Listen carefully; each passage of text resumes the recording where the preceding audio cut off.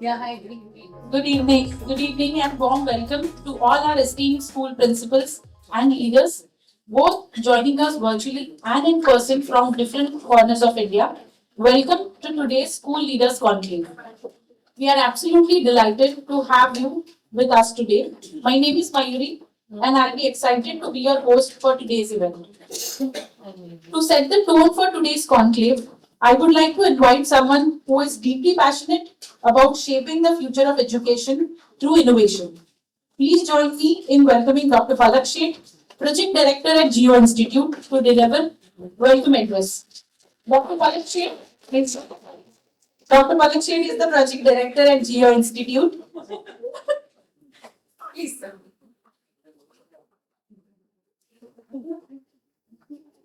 So we are colleagues, we are always laughing. So, it's okay. Good afternoon. I think we are already running late, so I will be very brief. I would like to extend warm welcome to all the participants who have joined today in person as well as digitally. Thank you to all of you for taking time out and being with us. I just would like to share the numbers. Today we have almost registration of 150 participants in this program. Around 70 to 75 are available on campus. Around 70 to 75 have joined digitally. And this represents 24 states and union territories, 83 cities, 35 schools are represented people in this room, and around 52 schools, those who are joining online. So we are very vibrant and a large community of schools and teachers with us today. And this is our small endeavor in terms of gathering this group to have an intellectual discussion and create a way forward. And the reason that this initiative is a part of Jio Institute because our founder, 𝗧𝗵𝗲𝗧𝗵𝗃𝗀𝗃𝗀 and 𝗧𝗵𝗂𝗃𝗀𝗃𝗀, both are very much committed for the school education. And they both believe that the stronger nation can only come to a stronger and very solid teacher and teacher leadership. And that's where we always wanted to focus in terms of how do we create a better teacher leaders. Because sometimes we have a teacher, but without a teacher leader, it's very difficult to drive them in the right direction. We require a principal leaders, those who really build the world-class schools. And how do we, in this mission, how do we contribute as a Jio Institute by doing some quality programs which contribute in terms of capacity building of teacher leadership in the nation. So last 2 years, we have started experimenting few programs, and eventually we are going to standardize this program and scale it up. Few of the endeavor we have done in last 2 years is we did one program with principal teachers, organization. A principal PTC, it is called PTC United States, and did one teacher leadership program with them. 40 plus participants stayed here and conducted that program. Thereafter, we collaborated for a long term with ECIS. And ECIS, we have already done one program for teacher leadership. The second program is going to take place in this June. So there's a small endeavor in terms of teacher leadership training. Plus, we have also done several webinars in terms of a teacher leadership and the kind of leadership that this nation is needing. So these are the kind of activity we wanted to expand. Currently, largely our focus remains in some of the school who is really forward-looking and wanted to build and expand their presence across India and wanted to invest in their teachers to become a leader. But eventually, we wanted to create a programs that benefits all different boards, which includes IB, IGCSE, State Board, CBSE, ICSE, and eventually, because India is a young nation, need better and better capacity in terms of teacher. So our young children can become a leader of tomorrow and take this nation in our vision of making this as a developed country. So this is a small background back to this. I'm not taking more time. I also take this opportunity to welcome our speakers and guests today. First of them, 𝗬𝗃𝗂𝗧𝗍. 𝗬𝗃𝗂𝗧𝗍 is a CEO of Embibe, and she has built the EdTech company in the last 12-15 years with a very newer approach, and which has contributed immensely in terms of the overall learning, the critical thinking capacity of the children. Thank you for being with us. Second is 𝗘𝗵𝗂𝗀𝗃 𝗀𝗃. She represents ECIS. She has joined digitally. She is Executive Director of Education Collaborative for International School. We are headquartered in London. And we did one program with that, and second program we are going to do now. The third is 𝗕𝗵𝗂𝗃𝗵𝗃𝗃. Thank you for being with us. She represents as a Director of Schools for CP Goenka schools, so our group of schools. I'd also like to thank 𝗓𝗂𝗃𝗂𝗃. She's an educational strategist and worked a lot on IP, MYP kind of program. She's a trainer, educator, and a strategist. Thank you for being with us. And the last but very important, Mr. 𝗓𝗵𝗲𝗧𝗵𝗲𝗃. He's always a well-wisher. He represents Golden Sparrow Education, and since the birth of Jio Institute, he always come here, help us, motivate us, and connect to the school community. And he's very passionate educator, connected so well with many of you. So thank you, 𝗓𝗓𝗃. Thank you for all your efforts and help. And the last but not least, my friend Joy is also here. Joy represents all the Reliance Foundation schools, and I think he's also an entrepreneur in the school, built one by one so many schools within the Reliance ecosystem, and he's one of the best education administrator and speaker in the world, not in the India, because once you hear, you will realize eventually. Thank you, Joy, for being with us.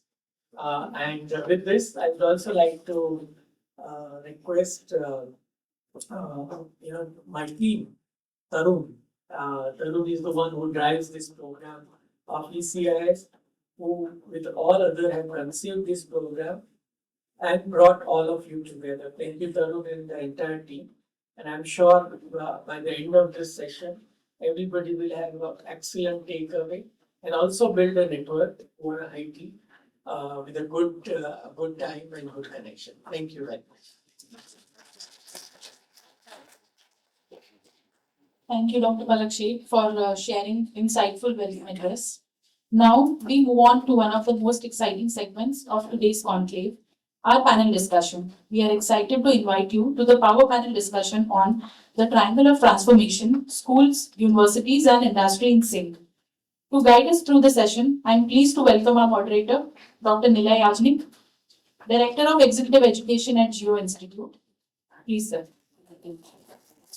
Dr. 𝗓𝗂𝗃𝗂𝗃 is an academic and industry expert with extensive experience in teaching, leadership, and mentoring startups. Now allow me to introduce our distinguished panelists. We have Ms. 𝗘𝗵𝗂𝗃𝗂𝗃, Executive Director, ECIS, who has joined us virtually from UK. Ms. 𝗘𝗵 has played a significant role in growing ECIS into a global network. Over 425 schools, 35,000 educators across more than 80 countries. Welcome, Ms. 𝗘𝗵, and thank you for joining us today. That's great to be here. Thank you for being with us. I would now like to invite Ms. Aditi Awasthi-Suri, I'm so sorry, founder and CEO Embibe, a visionary in tech and education. Ms. Aditi is also recognized as a young global leader by World Economic Forum and an advocate for women in leadership. I would now like to invite Ms. Ashika Denzil, educational strategist, MYP specialist. Welcome, ma'am. I would now like to invite Ms. 𝗕𝗵𝗂𝗃𝗀, Director, CP Goenka Group of Schools.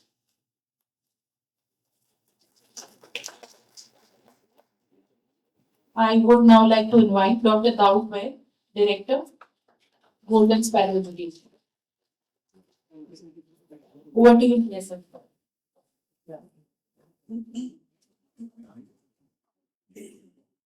So, thank you, 𝗦𝗰𝗵, and a very warm welcome to everyone over here. Thank you for coming here. Thank you for visiting Jio Institute, and we hope we can meet a lot more in the future. Special thanks to all the panelists here. Each one brings a different perspective. Each one brings a different mindset and different approach to learning and education. So when Tarun told me first, why don't you moderate a panel discussion on transforming and the need, transforming education and the need for industry and schools and all of us to be in sync together. I thought it's a very relevant topic because today what's happening is, the industry on the one side, the society on the other side, schools on the third side, universities on the fourth side, everybody is working differently. And it's high time that as a nation, all our education systems have to work together. The new education policy is a very positive step in that direction. And I'm sure all of us will be working towards that to make that actually a reality in every sense of the word. You can have a policy, but implementation of that policy is most critical. And today's panel discussion is all about that. It's about transforming learning, transforming teaching, keeping in mind universities, industry, schools, and all put together. So let me begin by asking Aditi. I was just seeing her profile. Firstly, Aditi, congratulations on the merger with Jio. Today, this is Jio and 𝗏. Happy congrats. Secondly, I was just looking at that, and I think it's a very new age kind of organization which uses the power of technology, artificial intelligence, and data science to enable and enhance learning and teaching. So could you tell us something about this, how you got this idea of starting this company and the journey of the founder? I started and decided to be an entrepreneur because I didn't like my boss. Jokes apart. So the heart starts beating for freedom first, and I was looking for the answer to two questions: how big is big and how good is good? And I wanted to write my own answer to those questions. And education was a space that I chose because of certain personal experiences, especially navigating the complexities of entrance examinations in India growing up. So I researched 150 companies. I'm a product of the University of Chicago. And also looked at 15 cities, little padayatra through India, and to understand what is the problem. And the problem led me to a very interesting word. And the word is the name of our company. It's called 𝗓𝗏𝑣𝑔𝗔𝗔. How do you create a nation of individuals in a new India? The interesting maelstrom that surrounded this problem was teachers who were struggling to balance scaling classrooms and businesses with quality, students who were putting in effort without timely help and direction at a personalized level, and parents who were investing money but were not exactly clear what was happening, and with an increasing woke attitude towards, privacy and independence and whatnot. So that was the thing that I jumped into 12 years ago, and here we are. Very interesting. In fact, we'll come back to her a little later. I find it very interesting because, I remember in my, when I used to teach in my class, MBA class, in another university, one classic case we used to discuss was Ford. And how, when Henry Ford started, he said the Model T, you buy one color, you can buy any color you like, any car you like, as long as it's black. So that was that. That was mass customization. He introduced mass production. But then what happened was, on the other side, there were companies which were also making customized cars. The merger of these two, something like what Toyota introduced later was just in time, is what made this revolution, mass customization. you know, and that's what you see, what she's doing also, what her company is doing, making it available to a huge variety of people in typical Jio style, making it available, affordable, and yet customized, personalized. We'll talk about that a bit later. Cam, welcome all the way from UK. Thank you for joining us today. Cam represents the education collaborative of international schools.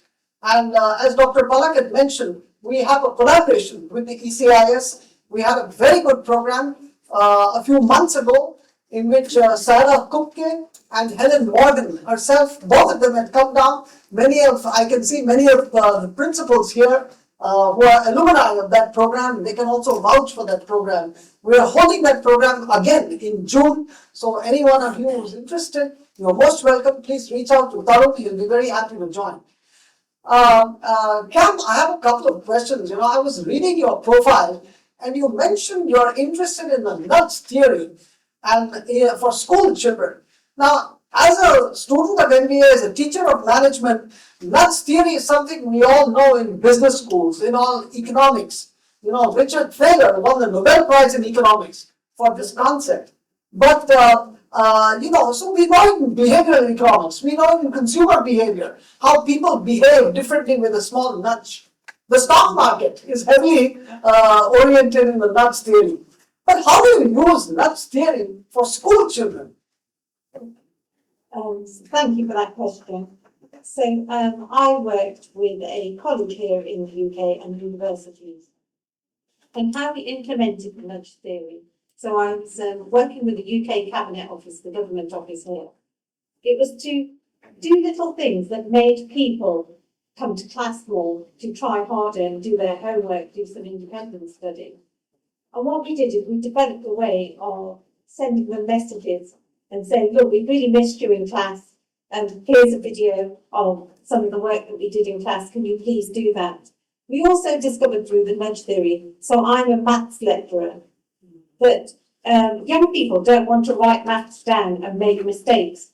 So we implemented a video system where they could answer things on their phones. So when they were on the bus, the train, whatever, they could do that work. And that nudge of just calling them and saying, hi Mike, I really missed you in class, I hope you're okay. Next class is 11:30 tomorrow. It made people feel valued and start attending more classes. And we moved the pass ratio from 45% to 18%. And it was really just little nudges where they felt valued and felt that they wanted to be part of this group. And we implemented that across the UK. Thank you. Interesting. You know, it's quite, in fact, it's very nice to see how nudge, the theory of nudge used in high-end economics is also used for school children and teachers as well. My second question to you, Cam, is that you mentioned about your interest in diversity and inclusion. Absolutely. So you know, don't you think that diversity today should go way beyond gender diversity? It should include a large number of other people in the system, which could include even differently enabled people who are totally left out of the education system, good education system. It should include people who are deep interiors in our country, in their local languages. It should also include, say, senior citizens like me, who may want to go back to school and relearn everything once again. Don't you think you should allow that? What do you say to that? You certainly don't look like a senior citizen on my screen. You look relatively young, in your 50s. So we work a lot for diversity and inclusion, and that's just not around race and those things, but about all those valuable pieces that everyone brings. If you look at McKinsey's reports, people who are making the most money, making the best decisions in their organisation, they have a diverse workforce or a diverse leadership. And also I can prove some of the work that we've done around diversity and inclusion. So I'm the first person of colour to be a head of any international schools organisation. And as part of my work, I've set up the International Task Force for Anti-Discrimination in International Schools. So if you've got a device, I'm going to get you all to do a little magic trick for me. So on your phones or whatever tool that you have, if you could Google for me, D for diversity, E for equity, I for inclusion, and J for justice. So just type in DEIJ, okay? And then I want you to press go. All right? Right. So just type into whatever device you have, DEIJ. And I think if you all look, the result near the top, ECIS normally comes up at the top, if not the second person. I think the lady in the pink on the stage is doing it. Do you have an answer? Yes. And did ECIS come up at the top of your search? Yes. Yeah. So that is also the Mudge theory at work. We're a small organisation in the UK. There's 10 people that work at ECIS. I'm the first person of colour that's a leader. But wherever you Google DEIJ in the world, ECIS comes up first. And I think that's one of the other powers of inclusion. We need to say, you know, people say to me, well, how do you do all of this? Let's just do what we can a little at a time. And here in the UK, we've set up programs where children go into homes and they talk to older people, because those stories that they learn, the information that they hear really facilitates their learning. People often say to me, we run a really large libraries conference, and they say, well, what do people get out of fiction? Well, what they get from fiction is they learn about relationships. They learn about how the world works. Also geography, lots of different places. So there's an absolute place for everyone. And I'm talking all the time to schools and places in India about how we can provide that next tier of teachers from India.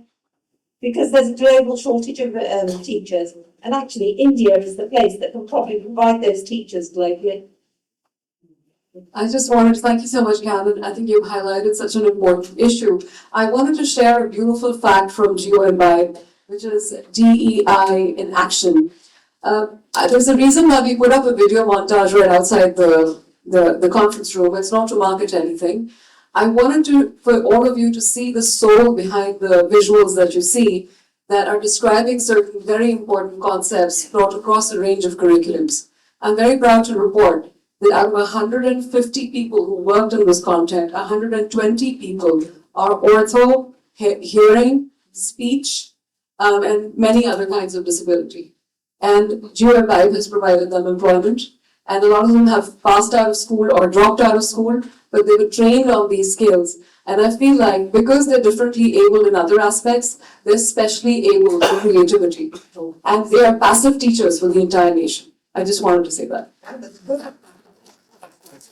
And there's lots of free resources available on the International Schools Anti-Discrimination website, so I can share that with all of you. There's a new 𝗓𝗵𝗫 pedagogy curriculum, and they're all free for anybody in the world to use. Okay. Thank you, Cam. Very interesting. Ashika, I have a question for you. You know, you represent the IB schools in our country, and how do you localize, you know, international curricula across countries? Can you just give us an example in the Indian context? Okay, good question. I am the 𝗏𝗏𝗃 expert, and 𝗏𝗏𝗃 is the most difficult program to get authorized for out of the 4 programs in the IB. And this is because 𝗏𝗏𝗃 is a framework, and you can run the 𝗏𝗏𝗃 with any curriculum. You can have a CBSE, do 𝗏𝗏𝗃 together. You can have Cambridge, do 𝗏𝗏𝗃 together. You can have ICSE and do 𝗏𝗏𝗃 together. So it's a curriculum framework, and I have done it myself in my previous school where I was both IGCSE and 𝗏𝗏𝗃 coordinator and made a very good khichdi of 𝗏𝗏𝗃 and IGCSE. Got my students' ICE certificate. So if you talk about localization, and parents, Asian parents, Indian parents do want grades, do want marks for their students. So how do you do it? You can easily localize it and create a curriculum for your school, because there is no restrictions about subjects or how many subjects to take or how do you teach. So with the 𝗏𝗏𝗃 program specifically, localization is very easy. You have humanities. If I do the IGCSE, I need to take history, geography, and if I do that, I have to study other nations' curricula. But if I do the 𝗏𝗏𝗃 with the Cambridge, then I can have my local history and geography studied in grade 6, 7, 8. So you can make a mix of very good curricula, only that, of course, the teachers need to sit together and collaborate and create that curriculum for the students. So yes, localization is very easy with the diploma program, specifically because we have parent, like you said, aspirations, engineers, doctors. So you have that facility in the IB where you can take PCM, you can take PCB together, you can do an irregular diploma and get the IB. And I have seen students who have done the medical exams, done the IB, gave the May exams, cracked the NEET exam and gone into medicine. So it's a myth that if you do the IB, then you need to study abroad. Okay, there are many students who have studied the IB and have did their undergrad in India and then maybe gone for their post-graduation abroad. So yeah, if you talk about localization, maximum number of students now, at least 60 to 65 students of my institution, they have gone into Indian universities, whether it is private university or whether it is, the medical university, they have joined those colleges and they are doing really well. Oh, interesting. While you were speaking, I just, another question came across my mind. And that is, the conventional school system, our state boards, for example, it is compulsory for a teacher to have a B.Ed qualification to be able to teach. And the B.Ed is approved by the National Council of Teacher Education. In IB education, if somebody wants to be an IB teacher, what qualifications are compulsory? So, because the IB schools are also mandated by the government, the local education, so earlier schools used to hire teachers who had MSc and masters and do the diploma program, but now it is a requirement. If you ask the IB will say do according to the government regulations. So I would suggest do a B.Ed and then get into teaching. A B.Ed is a requirement. Because in my previous university, we had a school of education where we were building teachers.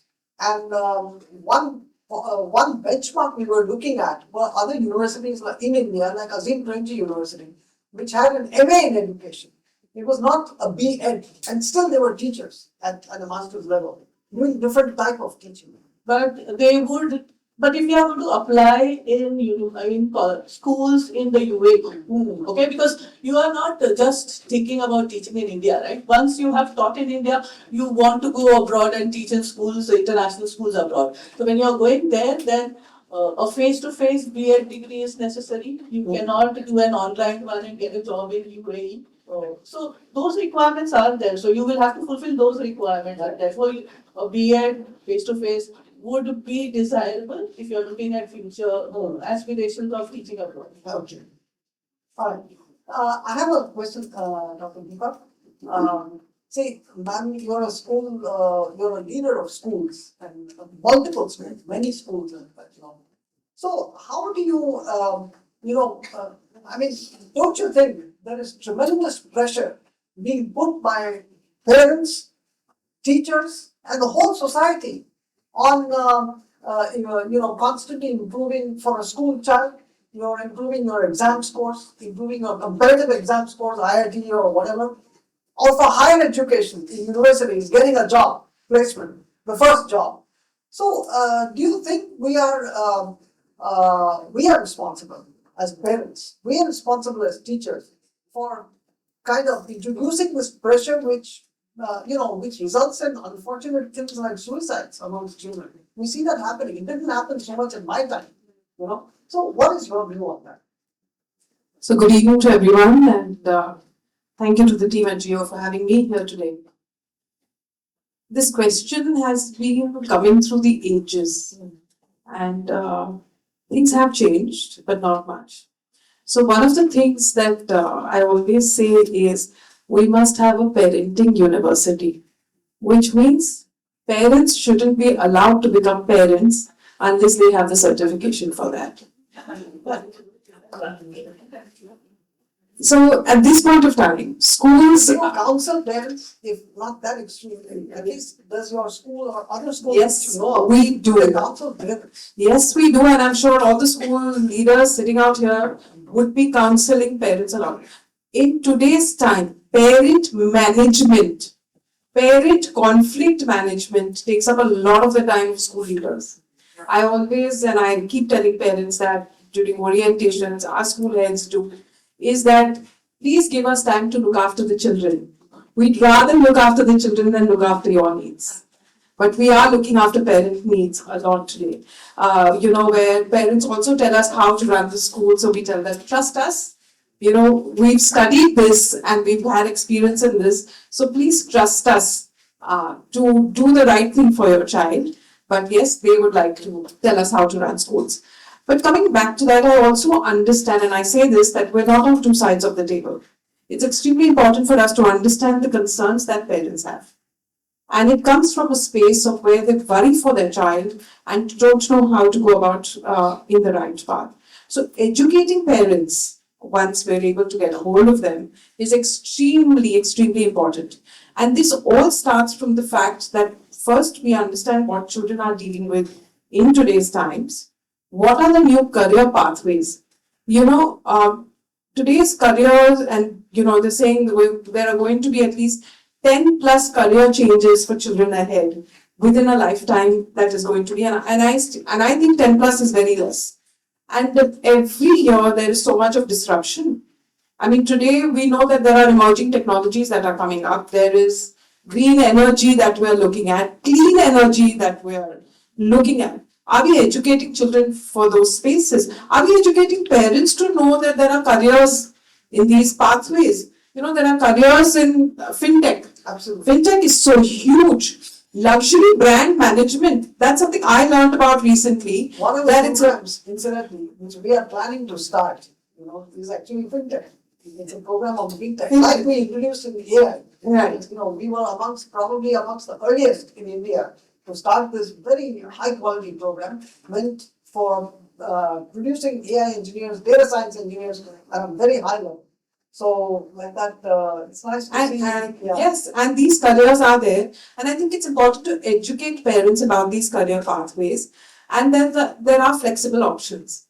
The NEP 2020 is speaking about all these flexibilities that are there. So I think one path is educating parents that these pathways are available. The second bit is also equipping our children. I think, we talk about the 21st century skills, we're speaking about all these things, but teaching children resilience, persistence, to deal with change, to adapt to change, is the largest space I think we need to work with today. And if we are able to manage that space, they will be able to deal with the pressure that is coming from a parent or from a job or from whatever is coming their way. So the focus has to shift. Very true, very true. And if we're unable to do that, we're going to be continuing with this question, which has been going on from, I think, 100 years. Yeah. We'll be going ahead with this question for But the another 100 years. increased now. That's the sad part. The pressures have increased. Well, this was there even earlier. Yeah. Maybe it's like this every time. I remember when we were younger, bread used to cost 10 paise. At that time, they used to say 10 paise is so expensive. Today, a bread costs 40 rupees or 50 rupees or 100 rupees. They say it's so expensive today. But at that time also 10 paise was expensive for those times. So the same way, the pressure at that time also for those roles, doctors, engineers, we had suicides even then. We've been hearing about suicides from ages, and it's happening even today. So I think that we aren't teaching the right things to the children to cope with the change. And I think that needs to change first. Very true. Thank you. You also mentioned about climate change and green energy and career options there. There are many institutions which start centers for environmental research jointly with partnership all over as a way to transform education. How are you celebrating Earth Day, which is today? Today, incidentally, is Earth Day. So, how are you celebrating Earth Day? So, yes, happy Earth Day to everyone. Well, for us, every day is Earth Day. Okay, good. So, across our schools, we have different programs dealing with sustainability and sustainable practices. Even if you go into our school at 𝗨𝗶𝗃𝗃 at Sector 5 and 𝗓𝗏, and all of you are welcome to visit anytime. We have our principal, 𝗓𝗵𝗵 𝗧𝗿𝗶𝗃𝗃, amazing practices happening there. So our kids know about vermicomposting. They can do composting at home, segregation, organic waste, how to grow organic stuff for themselves. I could go on and on. So, and it's become a routine. So we want it to become a habit for children rather than it be a showcase. So what we do is in their everyday practice, even simple things like saving water. So a grade 1 child could be doing saving water, and we did this in our Thane school, where grade 1 children had to do nothing but just do save water. And anywhere they would see anyone opening a tap, they would come and say, you don't need to waste water. They brought in awareness even for the grade 10 children. So the grade 1 children were going and educating the grade 10 children on how you can save water. Very simple steps, right? Yeah.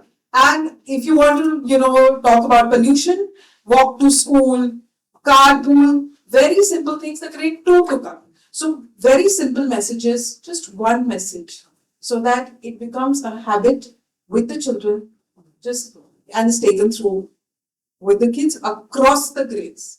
So one message, and that's enough. And I think if each one believes that this is the one bit that they need to do, even that small bit counts. Right. Good. Okay, thank you.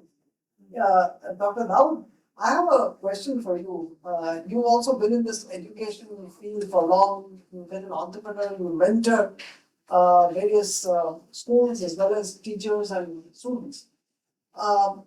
Ken Robinson. So Ken Robinson, whose videos I guess everyone here would have seen, you would have heard of, you would have seen his books also, his TED Talks. He has asked a fundamental question. Do schools of today, and this was 20 years back, I don't see the situation any better now. And if I'm wrong, I'll be happy. Do schools kill creativity? Do they kill curiosity of youngsters? You see a child, he's never hesitant to ask a question. But you and I, we are a little doubtful. So who is responsible for that? Do schools kill their creativity? I think I should be answering that law school heads and principals here. but late sir, Ken Robinson said something so beautiful, Nile sir. He said, whenever I pass by a school in the prison, I feel sorry for people inside. And I hope we don't become institutions like that. And I'm sure, the idea that we're trying to say is what Goenka said so beautiful. We are talking about 21st century skills using 20th century tools, teaching children who are already 22nd century. We are far behind. Sometimes technology scares us, sometimes we are afraid to take the leap of faith. I think we need to embrace what is in today's time. As an educator, what Aditi said, she hated a boss. Aditi, I'm married and my spouse is here. I can't change my boss. I became an educator to go around and see. So one of the things I feel we need to do is travel. Perhaps one of the best ways in terms of inculcating creativity is go around, see the world, travel, meet people, and of course a very endangered thing that like I said is read. We aren't reading enough. Perhaps podcasting is a new reading with 𝗏𝗏𝗃𝗃 and the likes. It's amazing what we do. So yes, there is a schools do not kill creativity. Perhaps our inhibitions, our approach is stifling creativity. See, I have another question, and this is to anybody in the panel here, anybody here also. You're most welcome to please do pitch in anytime you feel like it. Ask questions, comment, give an answer, whatever you like, okay? See, there is a very interesting story of a girl, a young child. She was a young child then.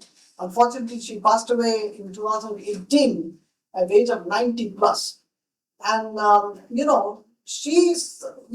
a child, she behaved differently. So she was not responding to teachers. She was not responding to parents, and she was always on her own. And so the doctor said she suffers from ADHD, some situation of kind of a mental situation. So the doctor said it's beyond cure. The teachers, I'm sorry, not the doctor, but the teacher said it's beyond cure. We cannot possibly teach her. There was one, so the parents finally took her to a doctor, and that doctor, all what he did was he kept that girl in a room alone, put a radio there, and they just walked out and, left her alone and just watched her. And they saw that she suddenly started responding to the music that was coming on the radio.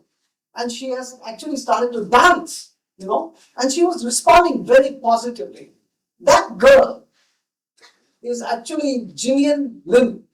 Gillian Lynn became one of the world's most famous choreographers, who actually was responsible for the theater, the choreography of super hits, theater hits like Cats or Phantom of the Opera. And she worked directly with Andrew Lloyd Webber. You should see that. So what I'm saying is, none of us, we've been teachers. I've been a teacher for 30 years, more. All of you are teachers over here. I mean, are we able to spot this in a student, right? Are we able to spot this in our own child, maybe? Okay? Yes, sir. I'm a student. Never made eye contact. Can somebody give a mic? I'm loud enough, I think. Can you hear me? Yes. Okay, so I was a student, he never made eye contact, and they said it was 𝗧𝗵𝗃𝗀𝗃𝗃 or whatever. And when music played, he was all over the place, others were doing their steps, and you could make eye contact. I said, his mother said, can he do judo? That's all about contact. Forget eye contact, even physical contact. And he won't make eye contact, but forget physical contact. Right? So I said, why not? So I met him, I put my arm around him. He just ran. I walked behind him. Ran, I walked. He ran, I walked. Slowly. He got a little tired. I said, how are you doing? So he was okay. I mean, slowly. It took a while, long while. Making eye contact, I would tell him things like, I can't hear unless I see your lips. I can't figure out what you're saying, man. So please, I want to see your lips. Please, I want to see your lips. Initially, it was a mess. It took a year, 2 years. And maybe he outgrew it. But I used to keep snakes, right? And there are some snakes who just bite. Okay, there is a checkered keelback who will just bite you. That's his temperament. And there is a common sand boa who will never bite. A red sand boa who will never bite. And there is a common sand boa who will bite. But even that common sand boa, after a while, will recognize that my touch is not harmful to it. And after that, I can approach it directly face front and gently pick it up, and it will trust me. If the snake, which has the smallest brain in the world, after some effort, a lot of effort, if it can go and trust me, why shouldn't that child trust me? That was my premise. I had to just be patient, calm, and persistent. He became a fabulous judo player. He made eye contact. He doesn't want to leave the stage today when he sings. He loves singing. And what can I say? He was in a camp. He says, I don't know if anyone does physical education. So we have to break them into groups. Nobody wanted him in the group, right? Because the whole group's marks may go down according to them, which is not true. So he would stand there and they would say, we don't want him, But we had to figure it out, and finally he was in a group. And he was always the first guy to say, can I carry your bag? Are you tired? He went out of his way to feel wanted, and then the group loved him, and he was strong because of judo, and they accepted him, and all is well. And today he's doing so well. He's a handsome young lad, and none of that happens anymore. But if you saw him on that stage, the first time I saw him, and the music played for that annual day, he was going like this on that stage. I said, oh my God, what is this? You know what I mean? That is what, sir, you have to do this. I said, I'll try, why not? So, I don't know. Of course they outgrow this with age. Many kids outgrow it, but still, You have to be patient and persistent. You can't just say it's like that's what 𝗕𝗵𝗵. I mean, why?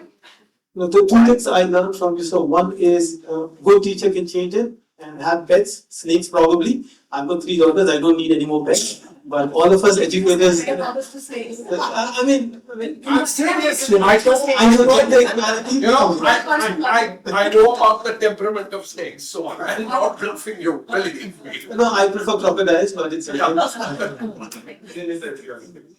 Okay. No, okay. So, I would, to add on to what you said, sir, congratulations. I think you're doing fantastic work. Yeah, fantastic. Boundaries, because it's a powerful movie and a lovely movie.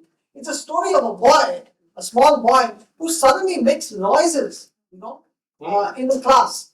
Suddenly starts fidgeting and yelling and making noises, disturbing the whole class. The principal, what I want you to highlight is the role of the principal there. And that's brought out very well in the movie. And it's a true story. The principal there, in an assembly, he says, one orchestra is playing, you come and attend that, along with all the other children and parents in their annual day.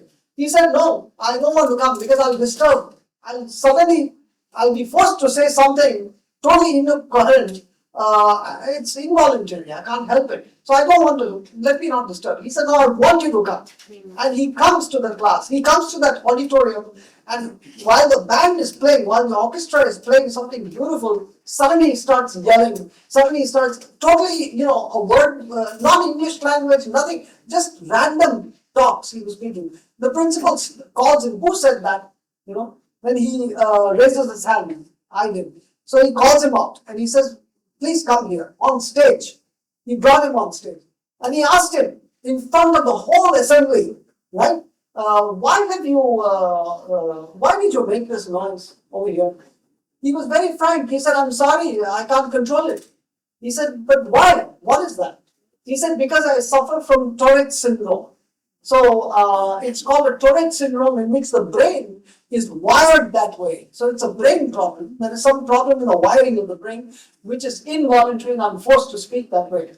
So this man, the principal says, can you cure it in any way? He said, no, it's not curable. I have to live with it forever. He said, then what do you want from us? The principal asked him in front of, everyone. What do you want us to do? He said, just treat me like everybody else, right? Just treat me like one of you. That's all that I want from you. And, when he, as he got down, the whole audience stood up and clapped for him. And later on, he became a very, very leading person. And I forgot his name, but you do watch it, it's a true story. So it's something that reminded me. The role of the principal at that time is really, something extremely noteworthy. How he treated this person like anybody else, even though he was different in many ways. Now, coming back to when we speak of transforming learning, I'd like to ask you, Aditi, when you say personalized, I was looking at your website, you talk about, how education is personalized through AI. I noticed some very interesting examples there. Can you explain what your company does to personalize education? Can I change the question, please? Sure, by all means. Why don't we just talk about why do we even need technology?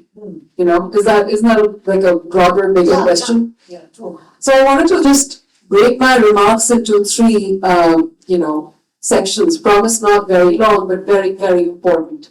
And I wanted to draw upon the expertise of, my esteemed co-panelists and bring it together. The first is I want to talk about why technology. In the second, I want to provocatively ask why education. And in the third, I want to propose a new framework for teacher leadership. Okay. So first, let's talk about why technology. I'm very jealous of that boy that you mentored, sir, because I have seen students queuing up in basic Shiksha schools in UP and coming to school just to get 𝗓𝗵𝗲𝗃 and not having a teacher in their class. India is 1.5 million schools. And when you think about children, you can't imagine any child left behind. And I'm not saying this as a slogan, I'm saying this as a sentiment. So the vision we have was that while you look at that beautiful qualitative intervention that only human touch can do, there has to be a framework of respect accorded to each individual And you know what's the unifying thing between schools, colleges, and industry? It's one life's journey through 1 million concepts and 1 billion interventions. So the question was, how do you create a framework? How can you possibly create a framework that picks 250 million kids' journey through 1 million concepts, hundreds of behavioral attributes, preserves it, incorporates nudges appropriately, and tells every child, no, you also deserve to know what truly holds you back. You know the sad thing about this fresh set of books that arrives every year? It's not truly fresh. It has the purane paap of your previous grade. Because 40% is for pass marks.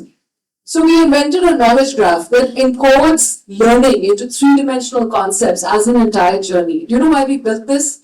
Because I went back to this classroom that seats 1,000 children in Kanpur and UP, where I first started out saying, oh my God, and saw this teacher tell a child, tum yahan se bhago, tumse nahi ho paega. I said, sir, why are you saying that? He's in 11th standard, doesn't know the addition of improper fractions.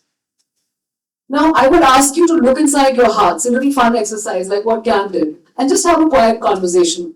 Can you truly say that you know what's happening inside every child that sits in your class? And if you know it, can you also tell with minutiae? That is why we have an MRI machine that aids doctors.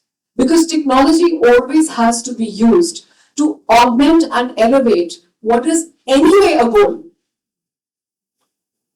So the first thing technology is needed for is to personalize the experience of a child's journey through all of this, which means technology can, the knowledge graph that Embibe has invented, and we have some representatives outside, we'd love to come and talk to you personally if you would like to have a conversation, is to encode the data of a child through multiple classrooms, okay, and through multiple grades and multiple subjects and their interconnections, and expose, which is what MEP says anyway, right? Competencies, gradeless learning, etc., and encodes those weaknesses. Now let me talk about what Ashika ma'am said regarding how Embibe and localization is possible. Well, guess what? It's the same knowledge. So speed, distance, and time survive across curriculums. So is calculus. Do you know what's different? What's different is the tagging, the depth of, and the question type, right? The depth of the difficulty, and the air that you have to discuss the concepts because the class sizes are smaller.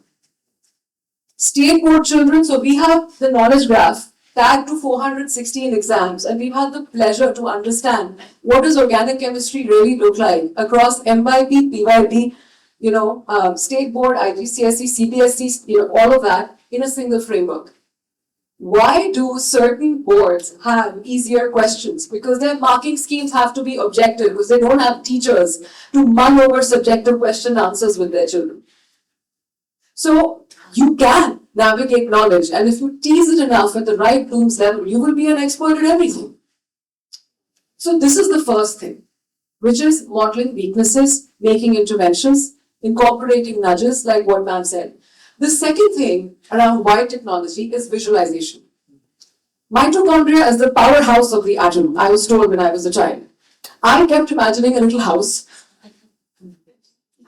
with a lot of lights inside a circle which looked like a fried egg. Okay? This is until we saw the visuals that were made. Why did we build visual content? Because I went to Rajasthan in a tribal school in 𝗓𝗓𝗓, okay? And I saw this girl who improved a lot because of our systematic interventions. And those interventions are basically familiarizing the child with the same assessment items according to a pattern. Don't worry about scores. We can improve you by 62% in 70 minutes of exposure, because a lot of testing is about behavior, and we've encoded that. Okay? But my point is knowledge, right? So that child, if you don't mind, I'm going to stand up and do a little bit of a pantomime. I hope that's allowed, right? So I asked that child, I said, okay, you improved the most in atomic structure, can you give a lecture? So she stood, she looked up, she said, in 1886, J.J. Thomson did blah, blah, blah, and then this did blah, blah. She just started pouting. I said, what is an atom? I have never seen it. I don't believe it. How do you believe it? Everybody became quiet. And that's when we realized stunning interactive, contextual content available at the touch of a button will make every teacher's life easy. So, stunning interactive contextual content, deep personalization, and the interventions made at the interface of the two is going to free up teacher time for interacting in the class. So that's the first thing, why technology. Now I want to talk about why education. Guys, your curriculum is trapping you from creating children suitable for the future. Generative AI is what everybody should be talking about. And I have news for you. Our peers outside, not in the education industry perhaps, are losing their jobs today because they are getting replaced by AI. The World Economic Forum has published a report that 40% of the workforce in the world is going to be retrenched very, very soon. It's the big new epidemic. Now, it's not something to panic about. It's something to think about deeply as educators. And what does this mean for education? And I want to draw upon the expert comments of Ma'am around empathy, and leadership, and what Sir said about travel. May I propose a new skill framework for the teachers and students of tomorrow? The first is dexterity, doing things with your hands, going into the earth, touching things, feeling things, fabricating things. That is human. And by the way, no robot can tie your shoelace yet. Okay? So the labor market in the open construction industry is going to be open for a very long time. The second is empathy, the power to feel. With the rise of programming came the rise of nerds. All nerds in the world are now inside ChatGPT, okay? We don't need nerds anymore. We need people who make eye contact. We need people who respond to touch. We need people who can look into your eyes and engage. We need parents like that. We need children like that. And what we want to do with the use of technology is to free up teacher time, not with the back to the class, drawing a diagram. Don't worry about that. Click a button, it happens. Not setting assignments. You click a button, every child gets personalized homework. It is to make that eye contact and make the interventions. That's why you really touched my heart today. And I'm worried about your crocodiles, by the way. So that's the second thing, right? So the third thing is critical thinking. Okay? Why? Why do we consider AI intelligent? It was a conversation I was having with Dr. Joy earlier on, today in a room outside. We have tagged 3,000 high school textbooks. Sure. 3,000 high school textbooks we tag with questions, okay? All of your questions, the books you use, wrestling holiday, etc. We realize that 99% of these questions stop at analysis. They don't do evaluation and synthesis, which is the nature of human invention. But can I just intervene here? All these nice things that you mentioned, right? How affordable are they? Because technology, is it affordable for a man or somebody like me to be able to buy it? So you look like you can afford a lot, but let me say one thing, the reason why I gave up this baby that I founded to Jio was because of our chairman's vision, right? He created the data revolution in India by giving away data for free. I can tell you that our products start at 5,000 rupees a year per classroom, to just get the visual content. And it's been kept in mind, keeping affordability and hardware innovation such that you can make a smart classroom in less than 20,000 a year. Okay, so all of that is coming with 𝗔𝗱𝗃 coming together. And let me just please at the end exhort all of you, because Sir reminded me of the time. Please focus on empathy, dexterity, and critical thinking, and equip these kids to be fearless leaders for tomorrow. And we're just all the way. Thank you so much. Thank you. Okay. We have a very short time left. So I'd like to throw open the floor to the entire audience here. If you would like to ask a question, comment, please do. We have a quick few minutes. Sir, I would like to ask, how does ma'am talk to the parents of international curriculum that they will be able to give the common interest test exams? So, because that is the challenge which we are facing. Our children, after completing IGCSE, they want to shift to the CDC school or state board school, because still they think that these children will not be able to give common interest exams. So right now, the Cambridge is working towards this, Yes, and bridge course. they have come up with the bridge course. Yes. But at the same time, if you look at the course content of the A levels as well as the IVDP, the content is the university level. In fact, I have studied my MSc microbiology and I teach IVDP biology. What I had studied in my master's, I am teaching them in grade 12 at higher level. So I think the content is not a problem. How to write those answers? Okay, practice finishing it off on time. Maybe they should focus on that rather than content. So also if I can add something here. So if you go onto the Cambridge website also, you have children who've given the JEE, NEET, and there are so many examples of the same. Also available for parents to go through. Cambridge is having a lot of talks and they're collecting alumni information from schools to ensure that, parents as well as students know how children can transition. Also the flexibility that you have in giving your AS and A levels. The timelines that are there. So you are able to meet timelines of, the JEE, NEET. You can do that with Cambridge. With IB, it becomes difficult because of the exam timelines and everything. But with Cambridge, it is possible to give the competitive exams. Intense study, but because also the number of subjects and how the kids can split the subjects, it's possible for kids to take on JEE and NEET. I want to add to this, just one thing. So Embibe supports National Testing Agency's prep app. So NTA Abhyas is all Embibe, don't quote me outside this room, all Embibe and the application and the content. So we have counseled a lot of IB kids also because they come and they say, what about, this? Drawing upon the knowledge aspect that Ashika ma'am said, it's paper pattern exposure. So you just tell them, and you can do this with us also. If you take Embibe for your school, you get access to test papers of all the CETs, JEEs, NEETs, etc. alongside with whatever you do. And you keep doing this regular testing as part of your curriculum, your parents will be happy. It's like the practical exam series. Yeah, exactly, like a testing. May I? Yes, sir. May I? Yeah, sir. Again, it's totally a parent problem. Use the mic, sir. There's a mic there. The student, again, one of the sharpest minds. I've met a few in my life, and this girl was phenomenally sharp from our school. That is 𝗕𝗵𝗵𝗃𝗃. But again, the parents know you cannot do GCSE, you have to do ICSE because, you're heading towards becoming a doctor, and no, you cannot do IB. You have to leave school and, do whatever else. I tried to convince the parents. Now, I never call someone a genius unless they are in the school football team who have played football at the national level, who is also a black belt, who can also come back from being the chairman of the robotics team and anchor a hope show in 2 days. That's the caliber I'm talking about.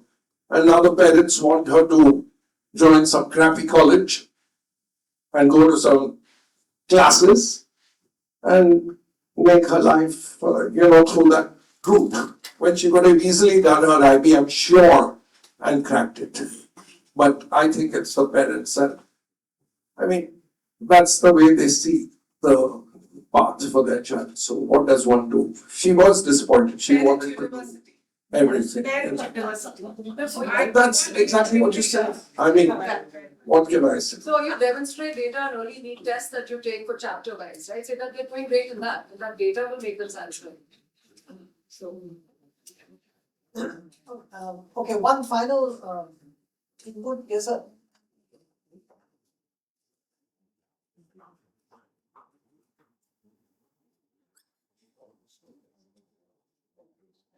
Yeah, the data you have given, Aditi, so I have one point for you, is that we have 240 million children, attending schools, right? So I believe 1%, 2% may be neutral children. So.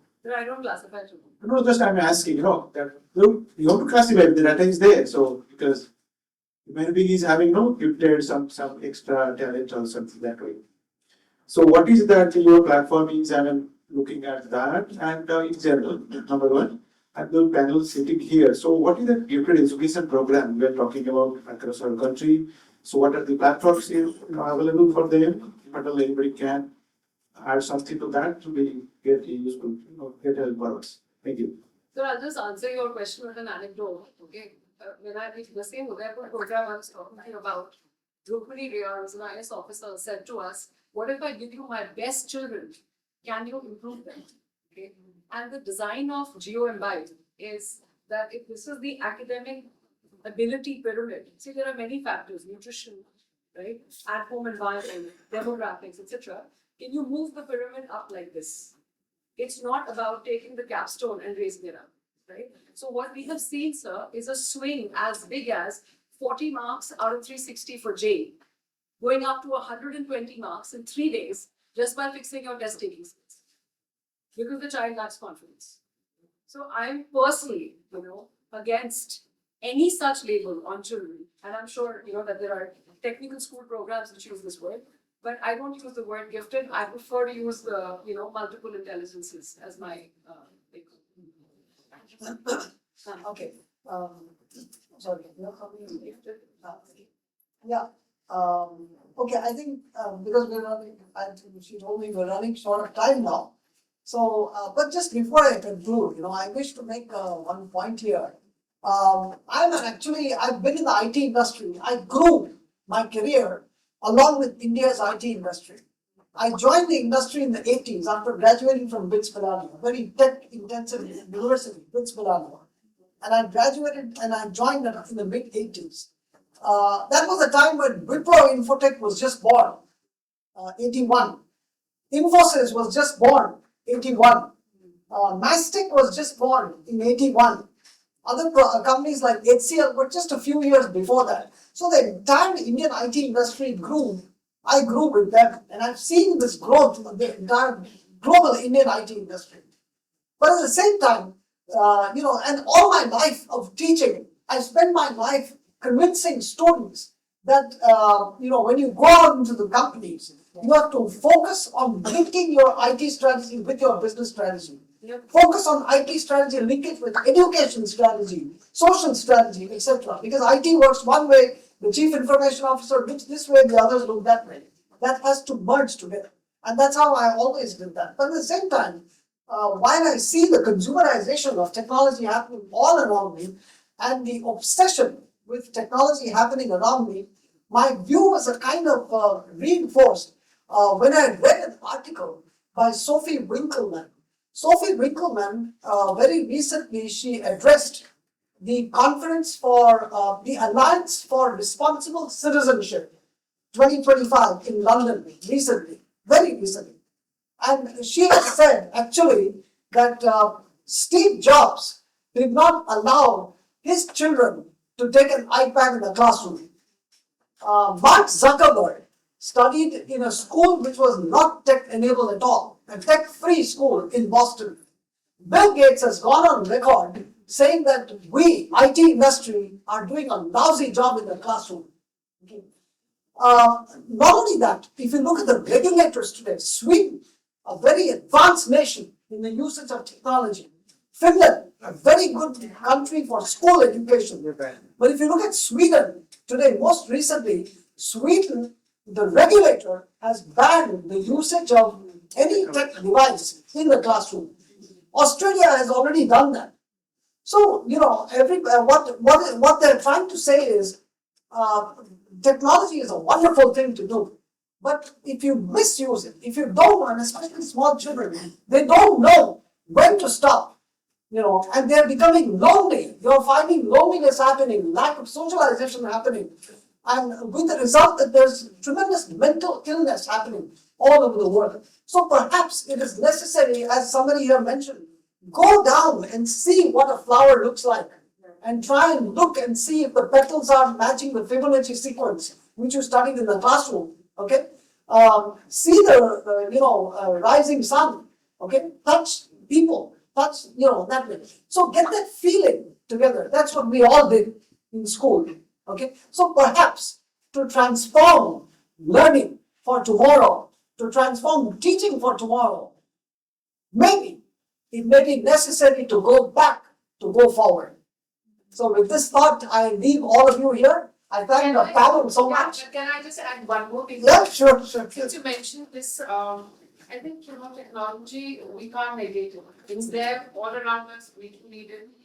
And it's so important because with so many school leaders in this room who have a vision for the use of technology within our schools. I think when we're able to put that in place, we understand the when, how, why, what, and it's not just that the latest product that is coming to the market, let's get it into our schools Exactly. and give it to the children and our teachers. But really, why do I want to use this technology? So it's actually about technology of education, for education, in education, to be worked out with our long-term vision as well as our short-term goals. What do we want to achieve? And it's important to articulate. We all talk about it, but I've realized that it's so important to put it down and then say, okay, therefore, this tool meets the needs of my children in the school, and therefore we can go ahead. The right usage of technology, that's where teachers come in and leaders come in. The right usage of technology. And that's why 𝗘𝗵𝗂𝗧𝗵𝗏 is a teacher-facing solution portion. She has to go in her Seriously, seriously. It's not a sales pitch, it's why we decided to do it. Right. Okay, so thank you all. Thank you everyone. And thanks to the audience for being wonderful on. Thank you. Please be seated. That was a truly a thought-provoking and inspiring conversation. A heartfelt thank you to all our esteemed panelists and Dr. 𝗧𝗵𝗲 for leading the discussion so beautifully.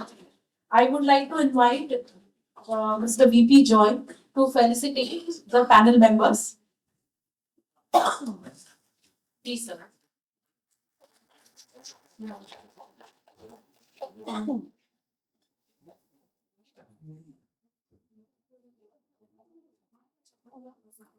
Dr. 𝗓𝗵𝗃𝗀𝗃, thank you for joining us today.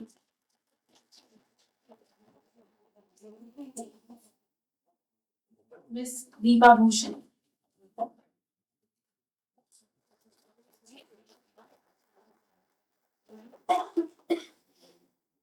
Ms. 𝗓𝗃𝗀𝗃𝗀𝗃,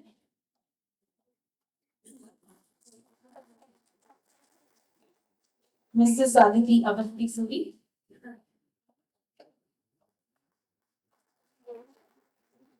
Thank you so much to all the panelists to join us today and share some very thoughtful insights. I hope all the audience are thinking to what to take and how to definitely imbibe that in their schools or definitely in their day-to-day dealing with the children. Thank you so much. We have a group picture. Yeah. Picture. Dr. Joy? Where's Dr. Oh.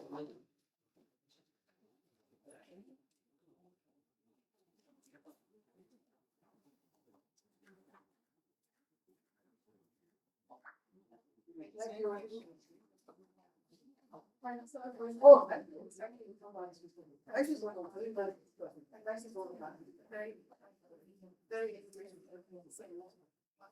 Thank you so much. I would now like to introduce you to our special guest, Mr. VP Joy. He is an experienced education leader, strategist with over 40 years of experience in education, banking and communication. Having worked in schools, universities and corporate sector, he is a perfect fit for the sub-theme today's conclave, that is Triangle of Transformation, Schools, Universities and Industries in sync. As a Senior Executive Vice President at Reliance Industries, he has contributed to institutions like 𝗓𝗏𝗃𝗃 University, 𝗓𝗵𝗵 International School, 𝗧𝗵𝗵𝗃𝗃 Junior School and Reliance Foundation Schools. Known for his practical leadership, he has expertise in strategy, governance and quality assurance. A leadership coach and a lifelong learner. He brings a strong digital and a growth mindset to every project he undertakes. I would like to invite Mr. Joy to share his thoughts.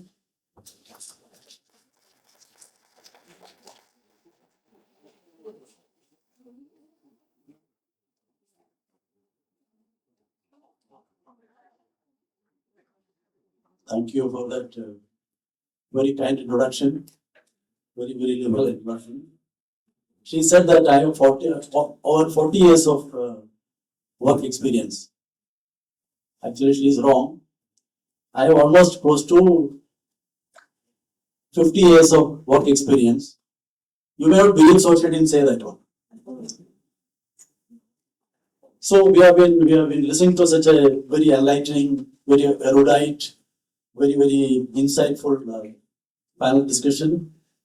They talked about so many things, about freedom, about creativity, about technology, many dimensions of technology,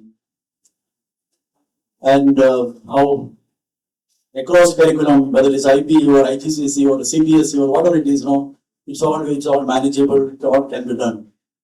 And I got the privilege over the years. I've been in the education space about 30 years. She said, I worked in schools, I worked in universities, I worked in the corporate sector. And just if you limit to the schools, I worked in national curriculum, CBSE, ICSE, state board, English medium, Marathi medium, Gujarati medium, all kinds of things, city, rural, semi-urban, all those things. So over the years, I got the fortune, the privilege to know at first hand what's happening in the education sector. In the university segment, again, I have been in the information communication technology sector. I was in the management, I was in finance, I was in marketing, I was in campus education, I was in distance learning. Why I'm saying all those things? It's not for any brownie at this time. Just to say that as I have navigated this space across locations, across institutions, and I have come across hundreds of thousands of students, faculty, school leaders, university leaders. And I think now the time has come for India particularly, and also with the launch of NEP, new NEP, and then the NCF and all the excellent panelists.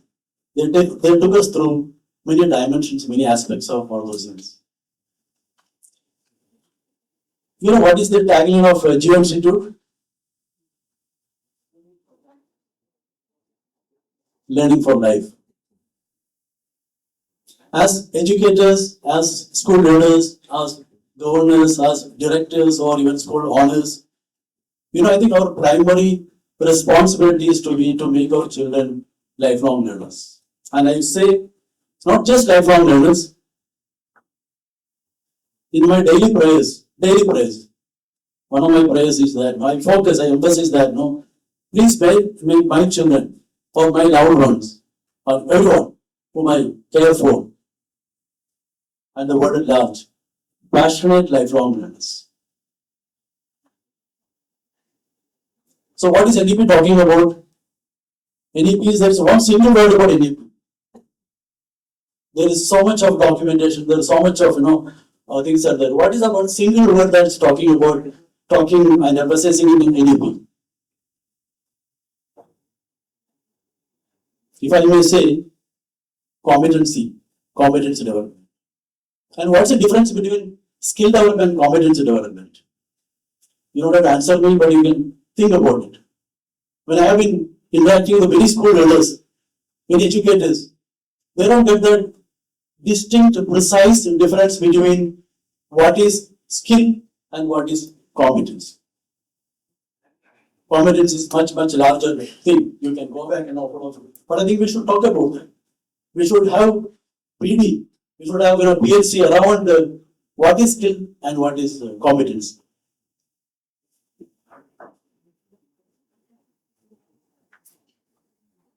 So I think the crux of education is how do you liberate the child? Don't complicate it. We have been used to complicating for various reasons, sometimes beyond our control. So how do you make education simple, practical, innovative, creative, insightful, futuristic? Now, Aditi mentioned that 40% of the workforce is going to be retrenched. So what will happen? As again she said that you don't have to be afraid about it. There are so many ways and means to address that. But how are we again, the other panelists also mentioned about, how do we prepare our children and also equally the parents about the new career opportunities. A lot of career opportunities are happening. There is a lot of disruption happening. Technology is driving things and all. But how are we doing that? So what is our exposure? How do we research? What do we research? How do we read? There are so many things we can talk about that and so many things. I would limit my brief remarks about one book. Some of you have heard about this book. It is called as Teaching One Pages.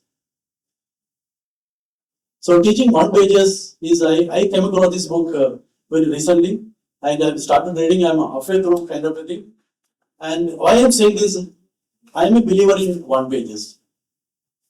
Everything you talk about in this world, you talk about creativity, you talk about innovation, you talk about AI, you talk about EI, you talk about anything in this world, any complicated science and art, whatever it is, any domain in this world, you can summarize into just one page.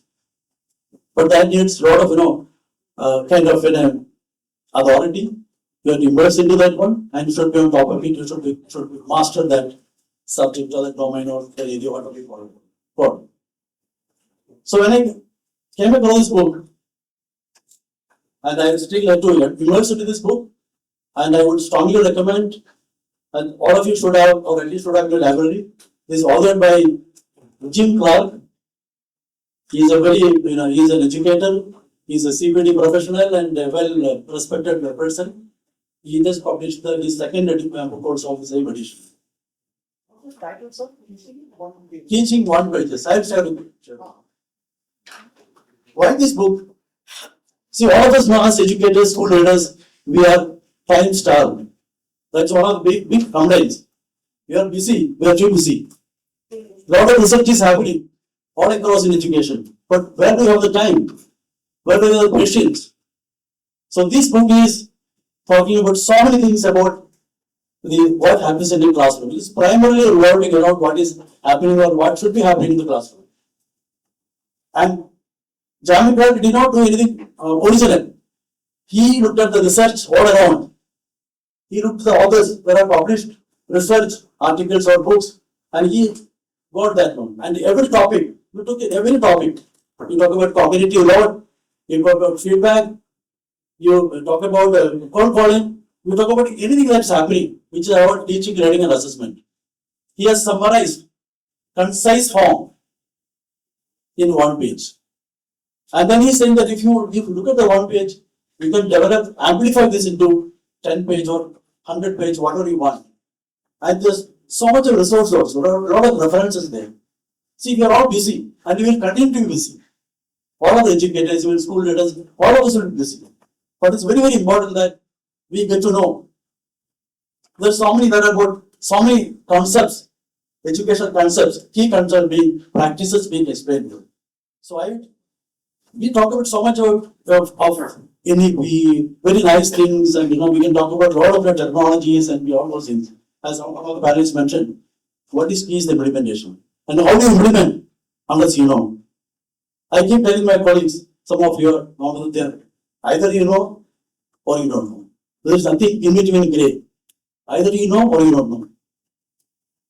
So how do we read? So these are kind of shortcuts. Now, artificial intelligence will come. And beyond AI, the larger thing is coming is, what is that? So beyond AI, quantum technologies are coming.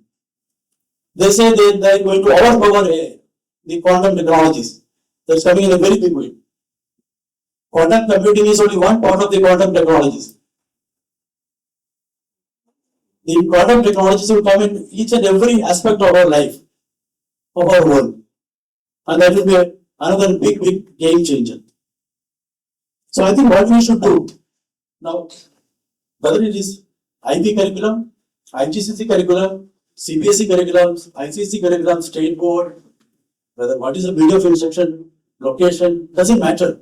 I have seen I see that there's only one school in this world. I think that is the world we are getting into, with the power of technology, with the power of the innovation happening, with the power of the education policies emerging. So we should see that what are the fundamentals? Are we reading? Are we researching? Are we practicing? Are we innovating? Are we sharing? I have a complaint against many of the educators. They are supposed to be sharing knowledge and expertise. But I am seeing that, I'm sorry to say, often educators, maybe they don't have time, too busy, they don't share. And I am one for me that my colleagues will vouchsafe that now. I keep sharing whatever I know. I learn from them, then I share with some others. So I think it's very, very important that we can preach about the very, very fundamental role of a teacher is sharing knowledge and expertise. But how many of us share? We have introduced so many ways and mechanisms. You should look at that. There are so many best practices happening in the world, across the road. I think we should see that one. That's why this kind of a conclave, this kind of a get together. How do we understand, share, and implement best practices? We can have any kind of dialogue, we can any kind of so many speeches and panel discussion on this. How do we implement? So NEP is as good as it is implemented. One of my concerns about NEP, though it's an extremely visionary, forward-looking kind of a vision program, but how are we going to implement? How do we know about that one? You go back to your school, to your colleagues and ask them to give one page on what is the distinction between competency and skill, which is NEP is talking about all three. The NEP and NCP document would be talking about the word skill and the word competency at least 200 times. So what I'm trying to just say in a very simple way is I think we need to reflect on all this. We should have a reflective practice. Think about it, research, share, make children practice, make our colleagues practice, and eventually, ultimately, liberate the learner and make every child a lifelong learner. I think that is done. If you can make all of our children lifelong learners, then we don't have to worry. The parents don't have to worry about that one. They will be on their own feet. They will navigate. They will negotiate. And plus, human intelligence is now it is taken over by artificial intelligence. Okay, very good. We are talking about so much about emotional intelligence. I was in IIM Calcutta for a program about a year ago. So I thought I am the faculty director. I think, sir, the emotional intelligence is as important as artificial intelligence. He corrected me. Now, Mr. Joy, EI is more important than AI. Emotional intelligence is more important than artificial intelligence. I think that's a larger message for all of us. Technology is important, indispensable, but I think the values we talk about, the values we learn from our schools, the values we teach our students. So emotional intelligence is a larger family of so many values. When you talk about empathy, you talk about compassion, there are so many things around. So I think howsoever artificial intelligence the world is, unless we are emotional intelligent, unless we still keep on trying our own human intelligence, will happen through research, through reading, through sharing, by practicing, implementing, experimenting, all those things. So this is my brief remarks, and again I strongly encourage all of you to at least look at this book. So many things are also available if you give a prompt, and this book has around 1,000 prompts. This book has about 1,000 prompts for educators and school leaders. So, wish you all the very best. Thank you. Thank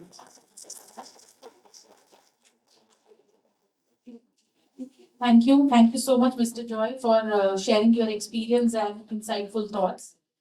Now, let's bring in little fun and a friendly competition. So, with a quick rapid fire, I would now invite Dr. Daud to moderate the quiz. Over to you.